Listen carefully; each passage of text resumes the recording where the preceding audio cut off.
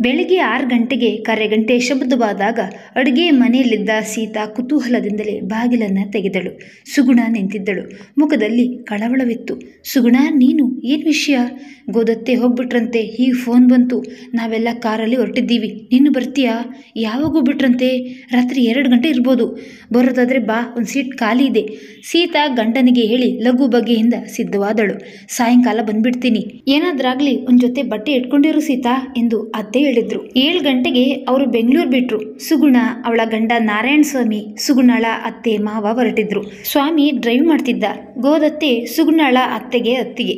ಗೋದತ್ತೆಯಿಂದ ಒಂದಾನೊಂದು ಕಾಲದಲ್ಲಿ ಜಾನಕಮ್ಮ ತುಂಬ ಸಹಾಯ ಪಡೆದಿದ್ರು. ದಾರಿಯುದ್ದಕ್ಕೂ ಗೋದತ್ತೆಯ ಗುಣಗಾನ ನಡೆಯಿತು. ಸೀತಾ ಕಿಟಕಿಗೆ ಒರಗಿಕೊಂಡು ಕಣ್ಮುಚ್ಚಿಕೊಂಡಳು. ಅವಳ ಮನಸ್ಸು ಹಳೆಯ ದಿನಗಳತ್ತ ಓಡಿತು. ಸೀತಾಗೆ ಆಗ ತಾನೇ ಮದುವೆಯಾಗಿತ್ತು. ಅವಳ ಗಂಡ ಮಂಡ್ಯ ಸರ್ಕಾರಿ ಕಾಲೇಜಿನಲ್ಲಿ ಕನ್ನಡ ಉಪನ್ಯಾಸಕರಾಗಿದ್ರು. ತುಮಕೂರಿನಲ್ಲಿದ್ದ ಸೀತಾಳನ್ನ ಮದುವೆ ಮನೆಯೊಂದರಲ್ಲಿ ನೋಡಿ ಮೆಚ್ಚಿ ಮದುವೆಯಾಗಿದ್ರು. ಸೀತಾ BA ಓದ್ತಾ ಇದ್ದಳು. ಅವಳು ಅತ್ತೆ ಮನೆಗೆ ಇಂದಿನ ರಾತ್ರಿ ಬಂದಿದ್ದಳು. ಮರುದಿನ ಬೆಳಗ್ಗೆ ಅವಳು ಹೇಳುವ ವೇಳೆಗೆ ಅತ್ತೆ ಯಾರ ಜೊತೆಯಲ್ಲೋ ಮಾತಾಡ್ತಿರುವುದು ಕಾಣಿಸಿತ್ತು. ಇಬ್ಬರ ಕೈಯಲ್ಲೂ ರಂಗೋಲಿಯ ಡಬ್ಬವಿತ್ತು. ಒಳಗೆ ಬಂದ ಅವಳತ್ತೆ ಸುಭದ್ರಮ್ಮ ಹೇಳಿದ್ರು, ಸೀತಾ, ಗೋದತ್ತೆ ಹೇಳಿದ್ರು, ಇವತ್ತು ನೀನು ಆನಂದ ಅವ್ರ ಮನೆಗೆ ಊಟಕ್ಕೆ ಹೋಗ್ಬೇಕಂತೆ, ನಮ್ಮನ್ನು ಕರೆದಿದ್ದಾರೆ. ಅವ್ರು ಯಾರತ್ತೆ? ಎದುರಿಗೆ ಕಾಣ್ತಿದ್ಯಲ್ಲ ದೊಡ್ಡ ಬಂಗ್ಲೆ, ಅದರ ಒಡತಿ, ಜಮೀನ್ದಾರರ ಹೆಂಡತಿ. ಮಧ್ಯಾಹ್ನ ಅವಳು ಹಳುಕುತ್ತಲೇ ಗಂಡನ ಜೊತೆ ಅವರ ಮನೆಗೆ ಕಾಲಿಟ್ಟಿದ್ದಳು. ಗೋದತ್ತೆ ಸೋಫಾ ಮೇಲೆ ಕುಳಿತು ಪೇಪರ್ ಓದ್ತಾ ಇದ್ರು. ಅತ್ತೆ, ಆನಂದ ಕೂಗಿದ್ದ. ಓ ಆನಂದು, ಬಾ ಬಾಮ್ಮ, ಬನ್ನಿ ಕುಳಿತುಕೊಳ್ಳಿ. ಅತ್ತೆ, ಇವಳು ಸೀತಾ, ಆನಂದ ಪರಿಚಯಿಸಿದ. ಇಬ್ಬರೂ ಆಕೆಯ ಕಾಲಿಗೆ ನಮಸ್ಕರಿಸಿದಾಗ ಆಕೆ ನಗುತ್ತಾ ಹರಸಿದ್ರು. ನಂತರ ಆನಂದು, ನಿನ್ನ ಹೆಂಡತಿ ದಂತದ ಬೊಂಬೆ ಥರ ಇದ್ದಾಳೆ, ಚೆನ್ನಾಗಿ ನೋಡ್ಕೊ ಎಂದಿದ್ರು. ಊಟದ ವೇಳೆಗೆ ಸುಮಾರು 15 ಎಲೆ ಹಾಕಲಾಗಿತ್ತು. ಸೀತಾಳ ಅತ್ತೆ ಮಾವನೂ ಬಂದಿದ್ರು.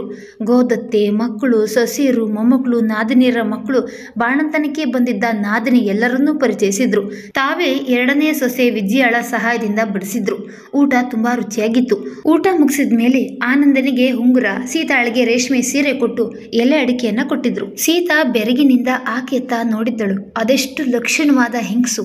5.5 ಅಡಿ ಉದ್ದ, ಎತ್ತರಕ್ಕೆ ತಕ್ಕ ದಪ್ಪ, ಕೇದಿಗೆ ಬಣ್ಣ, ತಿದ್ದಿದ ಕಣ್ಣು ಮೂಗು, ಹಣೆಯಲ್ಲಿ ಕಾಸಗಲ ಕುಂಕುಮ, ಮೂಗಿನಲ್ಲಿ ವಜ್ರದ ಬೇಸರಿ, ಕೈಗಳಲ್ಲಿ ಹಸಿರು ಕೆಂಪು ಬಳೆಗಳ ಜೊತೆ 4 ಚಿನ್ನದ ಬಳೆಗಳು, ಕಿವಿಯಲ್ಲಿ ಕೆಂಪು ಮುತ್ತಿನ ದೊಡ್ಡ ಓಲೆ, ಕೊರಳಲ್ಲಿ ದಪ್ಪ ಮಾಂಗಲ್ಯ ಸರ, 2 ಎಳೆ ಗುಂಡಿನ ಸರ, 1 ಎಳೆ ಅವಲಕ್ಕಿ ಸರ, ನೇರ ಮಾತು, ನೇರ ನುಡಿ, ಮಾಸದ ಮುಗುಳ್ನಗೆ.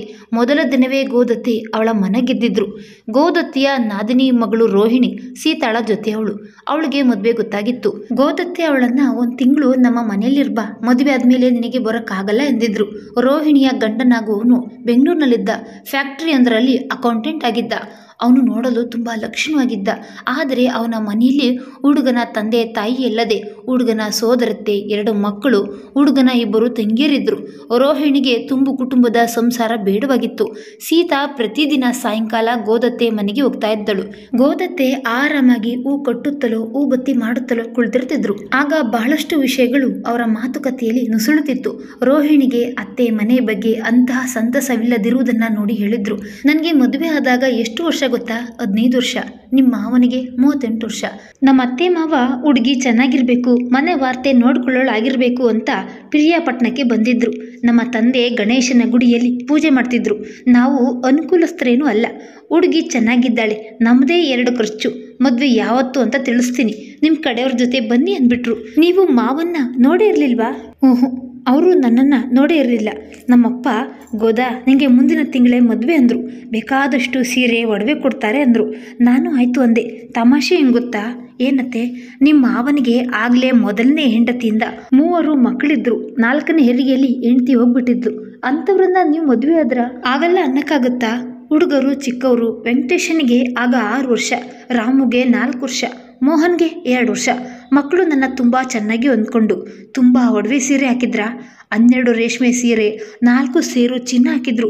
10 ಬಳೆ, ಓಲೆ ಜುಮ್ಕಿ, ನಾಗರ ಬಿಲ್ಲೆ, ಚಿನ್ನದ ಗೊಂಡೆ ಇರುವ ಕುಚ್ಚು, 40 ಗ್ರಾಂ ಮಾಂಗಲ್ಯ, 4 ಎಳೆಯ 4 ಸರ, ನೆಕ್ಲೆಸ್ಸು, ಅಡ್ಗೆ, ವಜ್ರದೋಲೆ, ಕೆಂಪಿನ ಬಳೆ, ಒಂದೇ ಎರಡೆ. ಹುಡುಗಿಯರಿಬ್ರು ಅವರ ವರ್ಣನೆಯನ್ನ ಬಿಟ್ಟ ಬಾಗಿ ನೆಟ್ಟ ಗಣ್ಣಿನಿಂದ ಕೇಳ್ತಾ ಇದ್ರು. ರೋಹಿಣಿ, ಇಲ್ಲಿರೋದು 3 ಮುಷ್ಟಿಯ ಬದುಕು. ನಾವು ಅದನ್ನ ಸಂತೋಷದಿಂದ ಬಾಳ್ಬೇಕು. ಜಾಣತನ ಇದ್ರೆ ನಮ್ಮ ಜೀವನವನ್ನ ಸುಖಮಯ ಮಾಡ್ಕೋಬಹುದು. ಗೋದತ್ತೆ, ಅವ್ರ ಮನೆಯಲ್ಲಿ 8 ಜನರಿದ್ದಾರೆ. ರೋಹಿಣಿ ಗೊಣಗಿದ್ದಳು. ನಾನು ಮದುವೆಯಾಗಿ ಬಂದಾಗ ನಮ್ಮ ಮನೆಯಲ್ಲಿ ಎಷ್ಟು ಜನ ಇದ್ರು ಗೊತ್ತಾ? ನಮ್ಮತ್ತೆ, ಮಾವ, ನಮ್ಮ ಮನೆಯವರು, 3 ಮಕ್ಕಳು, ನನ್ನ ನಾದಿನಿಯರಿಬ್ರು, ನಮ್ಮ ಮಾವನ ತಮ್ಮ, ಆತನ ಹೆಂಡತಿ, ಅವರಿಗೆ 3 ಮಕ್ಕಳು. ನಾನು ಹೇಗೆ ನಿಭಾಯಿಸಿರ್ಬೇಕು ಹೇಳು? ರೋಹಿಣಿ ಮಾತಾಡಲಿಲ್ಲ. ಗೋದತ್ತೆ ಸುಳ್ಳು ಹೇಳಲಿಲ್ಲ. ಅವರದ್ದು ತುಂಬು ಕುಟುಂಬ, ಆದಾಯವೂ ಹಾಗೇ ಇತ್ತು. ಗೋದತ್ತೆಯ ಪತಿ ರಾಮಚಂದ್ರ ರಾಯರು ಜಮೀನ್ದಾರರಾಗಿದ್ದರು. ಮಂಡ್ಯ ಬಳಿ 20 ಎಕರೆ ಗದ್ದೆ ಇತ್ತು. ಅಲ್ಲದೆ ನರಸೀಪುರದಲ್ಲಿ ತೆಂಗಿನ ತೋಟವಿತ್ತು. ಮಂಡ್ಯದಲ್ಲಿ 5 ಮನೆಗಳಿದ್ದವು, 2 ಪೆಟ್ರೋಲ್ ಬಂಕ್ಗಳಿದ್ದವು. ಗೋದತ್ತೆ ಮನೆ ವಾರ್ತೆಯನ್ನು ನೋಡಿಕೊಳ್ತಾ ಇದ್ರು. ಯಜಮಾನರು ಗದ್ದೆಯನ್ನು ನೋಡ್ಕೊತಾ ಇದ್ರು.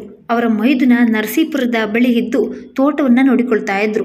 ಸೀತಾ ಮಂಡ್ಯದಲ್ಲಿರುವಾಗಲೇ ಜಮೀನ್ದಾರರು ಕಾಯಿಲೆ ಬಿದ್ದಿದ್ರು. ಗೋದಮ್ಮ ಕೊಂಚ ಮೆತ್ತಗಾಗಿದ್ರು. ಸೀತಾಳ ಗಂಡನಿಗೆ ಕೋಲಾರಕ್ಕೆ ವರ್ಗವಾಗಿತ್ತು. ಸೀತಾ ಗಂಡನ ಜೊತೆ ಹೊರಟೋಗಿದ್ದಳು. ಅವಳ ಅತ್ತೆ, ಮಾವ, ಇನ್ನೊಬ್ಬ ಮಗನ ಜೊತೆ ಮಂಡ್ಯದಲ್ಲೇ ಇದ್ರು. ಮೈದುನನ ಮದುವೆಗೆ ಸೀತಾ ಬಂದಾಗ ಗೋದತ್ತೆಯನ್ನು ನೋಡಲು ಹೋಗಿದ್ದಳು. ಬಿಚ್ಚೋಲೆ ಗೌರಮ್ಮನಂತಿದ್ದ ಗೋದತ್ತೆಯನ್ನು ನೋಡಿ ಅವಳಿಗೆ ದುಃಖ ಹುಕ್ಕಿ ಬಂದಿತ್ತು. ಇದೇನು ಗೋದತ್ತೆ, ಹೀಗಿದ್ದೀರಾ? ಮತ್ತಿನ್ನೇಗಿರಲೇ ಸೀತಾ, ನಿಮ್ಮ ಮಾವ ಹೋದ್ಮೇಲೆ ಅವರ ತಮ್ಮ ಆಸ್ತಿಯನ್ನು ಹಾಳು ಮಾಡ್ದ. ತುಂಬ ಸಾಲ ಮಾಡಿಬಿಟ್ಟ. ನನ್ನ ಮಕ್ಕಳು ಪಾಲು ಕೇಳಿದ್ರು. ಒಡವೆ, ಪಾತ್ರೆ, ಪಡಗ, ಹೊಲ, ಭೂಮಿ ಎಲ್ಲ ಮಾರಾಟ ಮಾಡಿ ಹಂಚಿಬಿಟ್ಟೆ. ಈ ಮನೆ ಇದು ಮಾರಾಟವಾಗಿದೆ. ಇನ್ನು ಪೂರ್ತಿ ಹಣ ಬಂದಿಲ್ಲ. ವಿಜಯ ಬೇರೆ ಮನೆ ನೋಡಿದ್ದಾಳೆ. ಈ ಮನೆದು ಪೂರ್ತಿ ಹಣ ಬಂದ ಮೇಲೆ ಮನೆ ಬಿಟ್ಬಿಡ್ತೀವಿ. ಗೋದತ್ತೆ, ನೀವು ತುಂಬ ತೆಗೆದೋಗಿದ್ದೀರಾ. ಶಂಕರ ಬೆಂಗಳೂರಿನಲ್ಲಿದ್ದಾನಲ್ವಾ? ಅಲ್ಲಿಗೆ ಹೋದರೆ ಶಂಕರ ಯಾರಾದರೂ ಒಳ್ಳೆಯ ಡಾಕ್ಟರ್ಗೆ ತೋರಿಸ್ತಾರೆ. ಅವನ ಹೆಂಡತಿ ಒಪ್ಪಲ್ಲ ಸೀತಾ. ಶಂಕರ ಹೋದ ವರ್ಷ ರಾಜರಾಜೇಶ್ವರಿ ನಗರದಲ್ಲಿ ಮನೆ ಕಟ್ತ. ಗೃಹ ಪ್ರವೇಶಕ್ಕೂ ಹೋಗಿದ್ದೆ.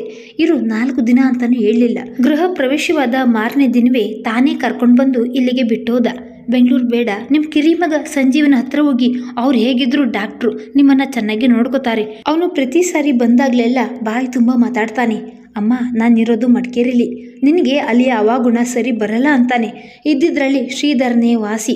ಅವನ ಹೆಂಡತಿಯ ಬಾಯಿ ಜೋರಾದರೂ ಒಳ್ಳೆಯ ಮನಸ್ಸಿದೆ. ನಿಮ್ಮ ಹೆಣ್ಮಕ್ಳು ಎಲ್ಲಿದ್ದಾರೆ? ಅವರೆಲ್ಲ ಹತ್ತಿರದಲ್ಲಿಲ್ಲ. ಮಕ್ಕಳು ದೊಡ್ಡವರಾಗಿ ಅಮೇರಿಕಾ, ಆಸ್ಟ್ರೇಲಿಯಾ ಅಂತ ಹೋಗಿದ್ದಾರೆ. ಇವರು ಬಾಣತನ ಮಾಡಕ್ಕೆ ಹೋಗಿದ್ದಾರೆ. ಅವರಿಗೆಲ್ಲ ಈಗ ಈ ದೇಶಗಳೇ ಇಷ್ಟ. ಇಂಡಿಯಾ ಬೋರ್ ಅಂತಾರೆ. ಹೋಗಲಿ, ನಿಮ್ಮನ್ನು ನೋಡಕ್ಕೆ ಬರ್ತಾರಾ? ಆಸ್ತಿಲಿ ಪಾಲು ಕೆಳಗೆ ಬಂದಿದ್ರು. ನಾನು ಒಡವೆಗಳನ್ನು ಮುಚ್ಚಿಟ್ಕೊಂಡು ಸೊಸೆಯರಿಗೆ ಕೊಡ್ತೀನಿ ಅನ್ನುವ ಗುಮಾನಿ. ಸೊಸೆಯರಿಗೆ ಒಡವೆಗಳನ್ನು ಹೆಣ್ಮಕ್ಳಿಗೆ ಎಲ್ಲಿ ಕೊಟ್ಬಿಡ್ತಾರೋ ಅನ್ನುವ ದುಃಖ. ಒಟ್ಟಿನಲ್ಲಿ ಇವ್ರು ಯಾರಿಗೂ ನಾನು ಬೇಡ. ನನ್ನ ಒಡವೆಗಳು ಮಾತ್ರ ಬೇಕು. ಗೋದತ್ತೆ ಕಹಿಯಾಗಿ ಹೇಳಿದ್ರು. 4 ವರ್ಷ ಕಳೆಯೋಷ್ಟರಲ್ಲಿ ಸೀತಾ ಪುನಃ ಮಂಡ್ಯಕ್ಕೆ ಬರುವಂತಾಗಿತ್ತು. ಅವಳ ಮಾವ ಹಾರ್ಟ್ ಅಟ್ಯಾಕ್ ಆಗಿ ಹೋಗ್ಬಿಟ್ಟಿದ್ರು. ಅತ್ತೆ ಒಬ್ಬರೇ ಮಂಡ್ಯದಲ್ಲಿರಲು ಸಾಧ್ಯವಿರಲಿಲ್ಲ. ಸೀತಾಳ ಮೈದುನ ಬೇರೆ ಕೆಲಸ ಸಿಕ್ಕಿ ದೆಹಲಿಯಲ್ಲಿದ್ದ. ಊರು ಬಿಡುವ ಮೊದಲು ಅತ್ತೆ ಹೇಳಿದ್ರು, ಸೀತಾ ಪುನಃ ಇನ್ಯಾವಾಗ ಬರ್ತೀಯೋ ಏನೋ, ಗೋದತ್ತೆನ ನೋಡ್ಕೊಂಡು ಬಾ. ಅವರೀಗ ಸಣ್ಣ ಮನೆಯಲ್ಲಿದ್ದಾರೆ. ಸೀತಾ ಅತ್ತೆಯ ಬಳಿ ಮನೆಯ ಗುರುತು ಕೇಳಿಕೊಂಡು ಹೊರಟಿದ್ದಳು. ಅಕ್ಕಿ ಹಾರಿಸುತ್ತಾ ಕುಳಿತಿದ್ದ ವಿಜಯ ಅವಳನ್ನು ಸ್ವಾಗತಿಸಿದ್ದಳು. ಹೇಗಿದ್ದೀರಾ ವಿಜಯಕ್ಕ? ನೀನೇ ನೋಡ್ತಾ ಇದ್ದೀಯಲ್ಲ, ಅರಮನೆಯಂತಹ ಮನೆಯಲ್ಲಿದ್ದವರಿಗೆ ಎಂತಹ ಸ್ಥಿತಿ ಬಂದಿದೆ ಅಂತ. ಇವರು ಮೊದಲಿನ ಹಾಗೆ ಹೊಲ ಗದ್ದೆಯ ಕಡೆ ಆಸಕ್ತಿಯನ್ನೇ ತೋರಿಸ್ತಿಲ್ಲ. ನನ್ನ ಗಂಡು ಮಕ್ಕಳಿಗೆ ಈ ಊರು ಬೇಡ, ನಾನೇ ಮಕ್ಕಳ ಜೊತೆ ಇರೋಣ ಅಂದ್ಕೊಂಡ್ರೆ ನಮ್ಮ ಅತ್ತೆನ್ನ ಬಿಟ್ಟು ಹೋಗುವಂತಿಲ್ಲ. ಗೋದತ್ತೆ ಹೇಗಿದ್ದಾರೆ? ಆ ರೂಮ್ನಲ್ಲಿದ್ದಾರೆ, ನೀನೇ ಹೋಗಿ ನೋಡು. ರೂಮಿನ ಬಾಗಿಲು ತಳ್ಳಿ ಸೀತಾ ರೂಮನ್ನು ಪ್ರವೇಶಿಸಿದ್ದಳು. ಚಿಕ್ಕ ಕೋಣೆಯಾಗಿದ್ರು, ಚೊಕ್ಕವಾಗಿತ್ತು. ಕೋಣೆಯ ಒಂದು ಬದಿಗೆ ಮಂಚ ಹಾಕಲಾಗಿತ್ತು. ಕೋಣೆಗೆ ಸೇರಿದಂತೆ ಒಂದು ಬಚ್ಚಲು ಮನೆ, ಅಲ್ಲೇ ಟಾಯ್ಲೆಟ್ ಇದ್ದವು. ಗೋದತ್ತೆ ತಲೆ ಬಿಚ್ಚಿಕೊಂಡು 2 ಕೈಗಳಲ್ಲಿ ಪರ ಕೆರೆದುಕೊಳ್ಳುತ್ತಾ ಮಂಚದ ಮೇಲೆ ಕುಳಿತಿದ್ರು.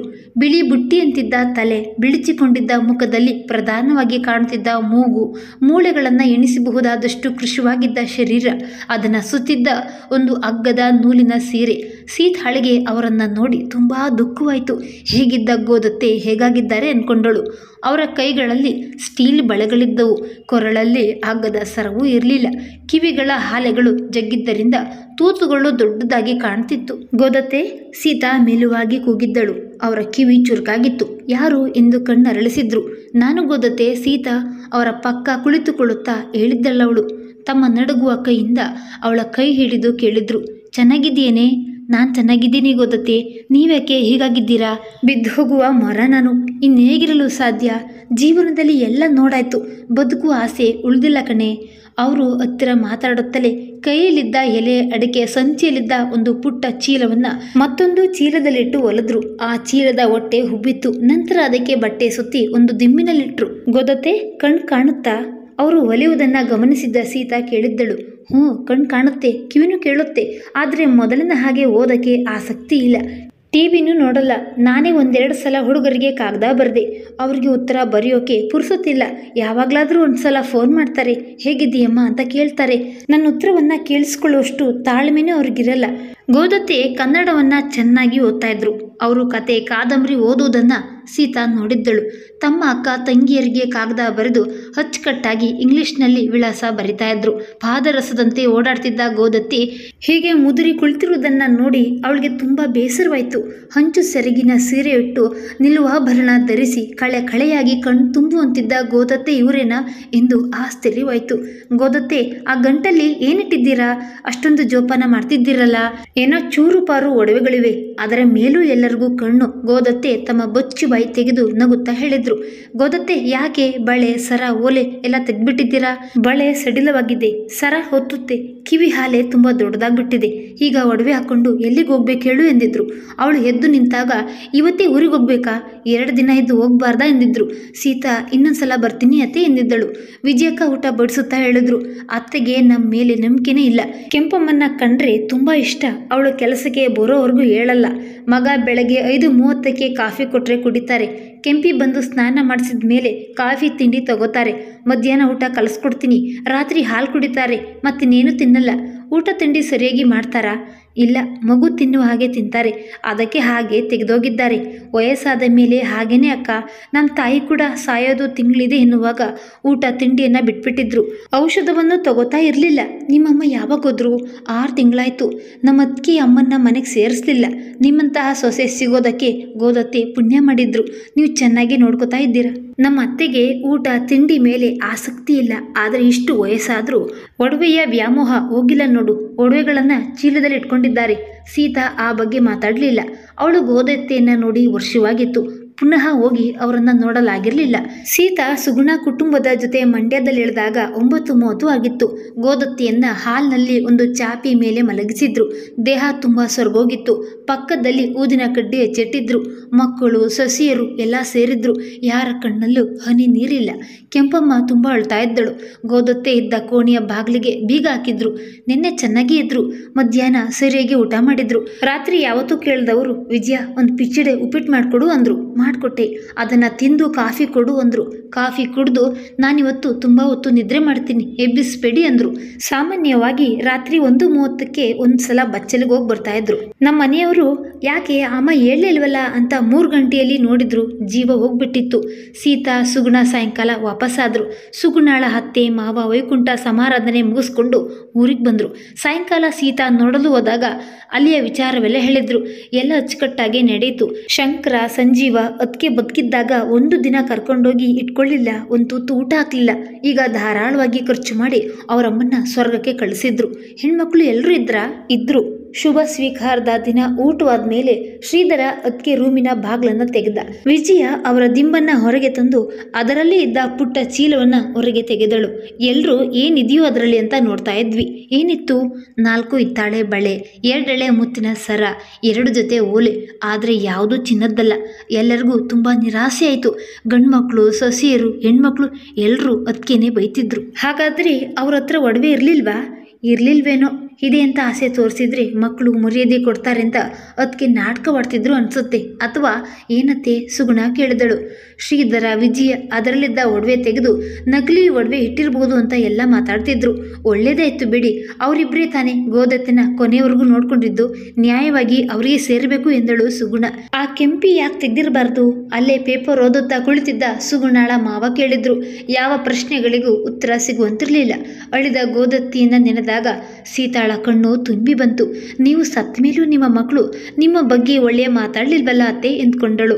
4-6 ತಿಂಗಳು ಕಳೆದಿತ್ತು. ಸೀತಾ ಅವಳ ಗಂಡ ಮದುವೆ ಮನೆಯೊಂದಕ್ಕೆ ಹೋಗಿದ್ದಾಗ ವಿಜಯ ಸಿಕ್ಕಿದ್ರು. ವಿಜಯಕ್ಕ, ನೀವಿಲ್ಲಿ? ಹುಡುಗ ನಮ್ಮ ಅಕ್ಕನ ಮಗ ಕಣೆ, ಹೇಗಿದ್ದೀಯಾ? ನಾನು ಚೆನ್ನಾಗಿದ್ದೀನಿ. ನೀವೀಗ ಬೆಂಗಳೂರಿನಲ್ಲೇ ಇದ್ದೀರಾ? ಹ್ಞೂ ಅತ್ತೆ, ಹೋದ್ಮೇಲೆ ನಾನು ನಮ್ಮ ಮನೆಯವರು ನಮ್ಮ ಪಾಲಿನ ಆಸ್ತಿಯನ್ನು ಮಾರಿಬಿಟ್ಟು ಇಲ್ಲಿಗೆ ನಮ್ಮ ಜಗನ್ ಹತ್ರ ಬಂದ್ಬಿಟ್ಟೆವು. ಗೋದತ್ತೆ ಹೋಗಿ ಆಗಲೇ 4 ತಿಂಗಳಾಯ್ತಲ್ವಾ ಅಕ್ಕ?